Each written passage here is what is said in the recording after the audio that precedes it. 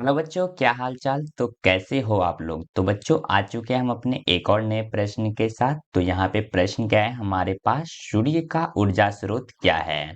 यानी कि प्रश्न क्या है हमारे पास, जो सूर्य का जो ऊर्जा स्रोत है ना, यानी कि सूर्य कहाँ से और कैसे ऊर्जा स्रोत प्राप्त करते हैं, यानी कि ऊर्जा उनके पास कैसे आता है जो हमारे पृथ्वी तक, यानी कि हम सभी तक तापमान सब पहुंचते हैं। और ये प्रश्न पूछा है यहाँ पे 5 अंक में, ठीक है।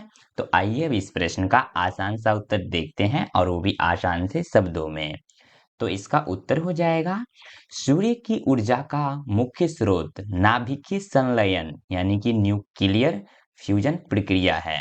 यानी कि सूर्य की जो ऊर्जा है ना, उसका जो मुख्य स्रोत है वह है नाभिकीय संलयन। इसी के वजह से क्या होता है, सूर्य में ऊर्जा भी बनती है और हमारे पृथ्वी तक तापमान सब पहुंचती है। ठीक है, अब आगे बढ़ते हैं। तो सूर्य के केंद्र में अत्यधिक तापमान और बहुत ही अधिक दाब पाया जाता है। यानी कि सूर्य का जो केंद्र होता है ना, सूर्य के जो बीच में जो होता है, सूर्य जो बीच में होता है उसमें बहुत ही अत्यधिक तापमान, यानी कि जो हम सभी तक जो तापमान पहुंचता है, जिन्हें हम सब बिहार में रौदा कहते हैं, वही तापमान, और बहुत ही अधिक उसमें दाब भी पाया जाता है। ठीक है। इस अवस्था में हाइड्रोजन के 4 नाभिक आपस में मिलकर एक हीलियम नाभिक बनाते हैं। और यही जो अवस्था होती है, इसी में होता क्या है, हाइड्रोजन जो होते हैं ना, उनके 4 नाभिक आपस में मिल जाते हैं और एक हीलियम का नाभिक का निर्माण करते हैं, यानी कि बनाते हैं। ठीक है। इस प्रक्रिया के दौरान हाइड्रोजन का थोड़ा सा द्रव्यमान ऊर्जा में बदल जाता है।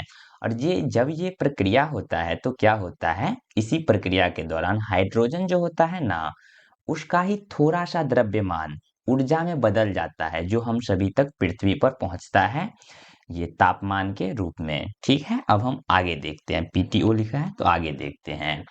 तो यह ऊर्जा ऊष्मा और प्रकाश के रूप में बाहर निकलती है। यानी कि यही जो ऊर्जा जो थोड़ा सा जो बचता है, यही ऊर्जा ऊष्मा और प्रकाश के रूप में बाहर निकलती है, जिससे सूर्य चमकता है। ठीक है, यानी कि जो सूर्य चमकता रहता है, इसी के वजह से चमकता रहता है, ये जो निकलता है ना उनसे ऊर्जा और प्रकाश।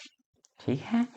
सूर्य से प्राप्त यही ऊर्जा पृथ्वी पर जीवन, मौसम, जल चक्र और प्रकाश संश्लेषण जैसी महत्वपूर्ण प्रक्रियाओं को संभव बनाती है।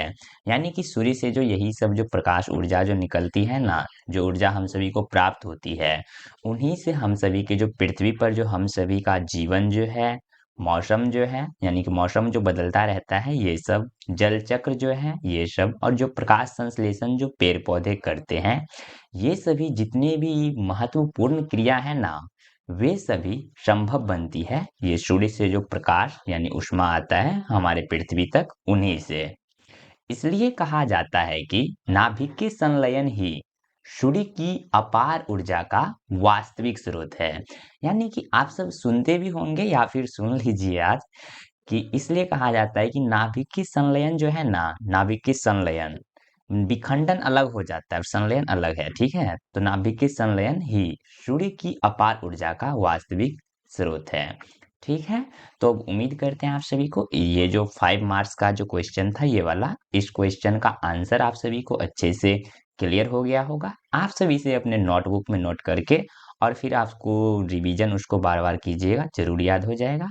आपको ये वीडियो कैसा लगा कमेंट में ज़रूर बताइएगा, और इस वीडियो को जिस जिस भी स्टूडेंट्स को और भी ज़रूरत हो उसके पास शेयर ज़रूर कीजिएगा। और मिलते हैं अगले नेक्स्ट वीडियो में, तब तक के लिए धन्यवाद।